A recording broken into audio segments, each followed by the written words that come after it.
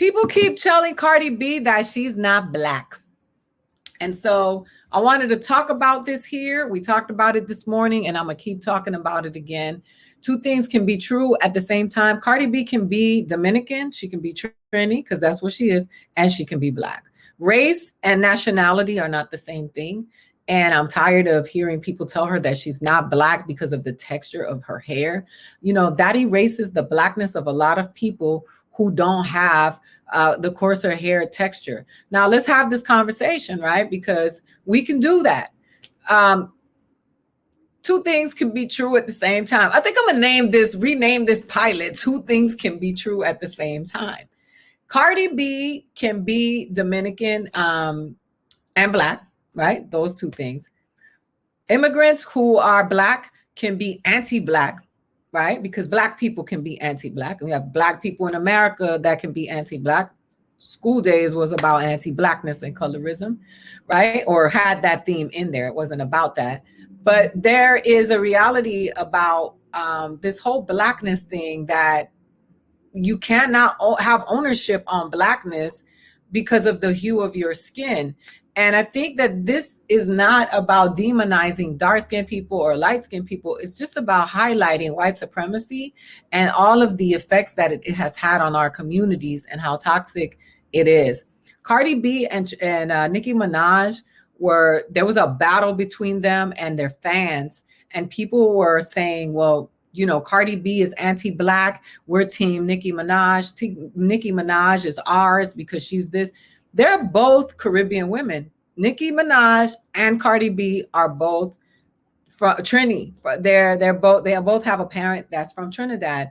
And so when we have these conversations, I mean, we gotta just be real about the fact that, yes, white supremacy is real. Colorism is real. The darker your skin gets, the harder the discrimination and the treatment is. But that whole shit about the house being sexy and being cool and life being better is all relative, because rape is rape, whether it happens inside of the comfort of a nice home or out in the field, it is rape. So I just think that we have to stop invalidating people's struggles because they don't look like yours. And again, that's my opinion. I don't speak on behalf of everybody. That's just how I feel. And if you don't like how I feel, you know what you can do. You can keep it pushing. But I will say that, and I will continue to say that, I am a woman of color. I'm Afro-Latina, Afro-Taína. I claim my Blackness. I am Puerto Rican, Afro-Puerto Rican. My father's Dominican, so I'm Afro-Dominicana, and I'm going to always claim that. And if you think that because of the texture of my hair, I have not experienced discrimination in this country, you're wrong. That doesn't mean that I don't have a certain level of privilege because of the texture of my hair and my complexion, and I'm well aware of that. So I just think that when we have these conversations, we just got to be able to keep it real. And in my own level of discrimination that I have felt and the life that I have lived with the things that have happened to me, I have no right to take away somebody's struggle who may be lighter than me, whiter than me, because it doesn't look like mine. Because if a white woman gets raped, I can't tell her, yo, your rape is not valid because you have not lived my life.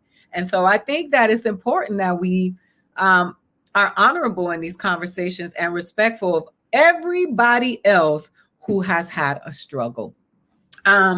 So anyway, I love to have these conversations, and you know, people are always telling others how to identify. Sulma Arzu Brown, a great author, has some amazing books, and I want you to please let me know what you think. I'm reading some of the comments. Not all lighter people come from rape. I'm not saying that. I never said that, though. I'm Jamaican and Latina, but my grandparents chose to love each other.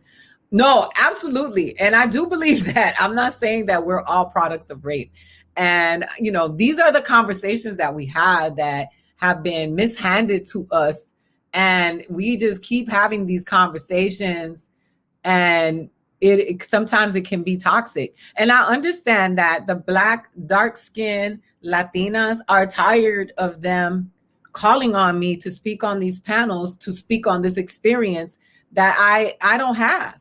And so that is one of the reasons why I have stepped back from a lot of these panels, and I have created way for other sisters to have the conversation and directed people to other people who have platforms that actually speak about this, because it is insensitive. And I know that I do have privilege, and I use that privilege as much as I can to try to create ways for other people, because I feel like you damned if you do, damned if you don't, right? So I've reached the point where I don't give a fuckness anymore. As my friends who have told me that who are, who are Black and darker than me, and be like, girl, let them come for you. We gonna come for them. That's what's been happening, because we just all try our best to fulfill our place in the spectrum and try to be part of moving us forward. I will be glad when featureism, colorism, and texturism goes away, but these different spaces benefit from the very structure. Yes, Michelle, I do agree. And listen, my daughter and I have had these conversations where she's the one that tells me, you have no idea what it's like to have this kind of hair. The texturism that I have experienced in my life has been very toxic. And I think that it's important for those of us to just listen and to just get out the way. And so that is what I've been doing. And in the moments where they demand me because it is a business decision, then I use the platform to create way for those who don't have that. And then hopefully we can affect the condition and create a way for them. And that's what I'm gonna continue to do. But I have reached the point of don't give a fuckness, because some people don't do it because they're really activists and they really care about the movement. Some people do it because they're just jealous and they want your spot and they want your shine. And that shit is corny, because those of us who are using our platforms for this, who could just be doing jokes and acting and not ever talking about this, it comes with a lot. And a lot of people, they threaten our lives. They say shit that is toxic. They call us out of our name. They harass us. People come to the shows and say some messed up shit. So it's not like I'm doing this. I don't get paid for this. I'm not capitalizing on it. I actually give a shit about my people, all of them, from the lightest to the darkest and every single thing in between. And I'm going to always speak up on behalf of the people, my family, my uncles, my grandmother, my son, the people that don't have a voice in this. So if you are offended by that, hola, I am grateful for you to hear this discussion, as these issues need addressing in our community. Absolutely. And within the Latino spectrum, the Latinx spectrum, there's already, we have so much. Colonization was the greatest mindfuck of all time. I said this before and I will continue to say that.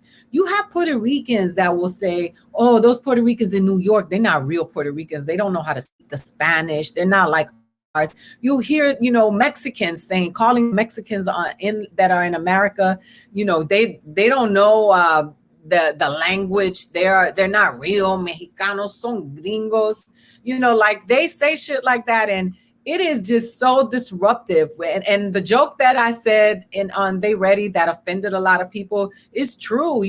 I'll hear Dominicans say Puerto Ricans don't speak Spanish well. Right. And then, and I'll hear Puerto Ricans say, all of the Dominicans are Black, and and it's all dumb shit. It's all ignorance. And it speaks greater to the level of ignorance than it does anything else, because it is not reality, right? It is not reality. And the truth is, people like to mock Puerto Ricans. Like, I remember someone in my face told me, well, according to the way Spanish works, Puerto Ricans and Mexicans are at the bottom of the totem pole. They speak the worst Spanish. And I'm like, you out here pumping your chest because you speak, it's the oppressor's language. That's not our native tongue. I've said that here before. Do you speak Arawak? You know what I mean? Like, what are you talking about? The native language of our people, it's like we were colonized just like everyone else who was colonized, and that is not our native language. And so no shit, we don't speak it well. That we've been oppressed, and our education system is poor. We don't have the best real estate opportunities, the best education opportunities. We don't have the privilege that white people have in Europe or in America globally, because this is not just here. So of course some of us are not going to speak it correctly. I like saying ajo. That's what Puerto Ricans say. It keeps me connected to my ancestors. I like saying ajo. I like that a lot of the words in the Puerto Rican language, in the Dominican language, in the Cuban language are connected to our African roots. I love dancing, wawanko. I love taking my shoes off and dancing to those drums. That makes me feel like home. I'm proud of that shit. I'm not in any way ashamed of it. So, hey, take it on. Anyway, that does not mean that Cardi B cannot be responsible for using anti-blackness and saying anti-black things, which they said she has. That does not mean that people in the Caribbean don't use anti-blackness. That doesn't mean that people in other parts of the world don't use anti-blackness or anti-American blackness as well.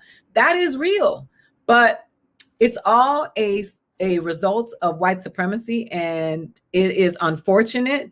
But I will tell you this.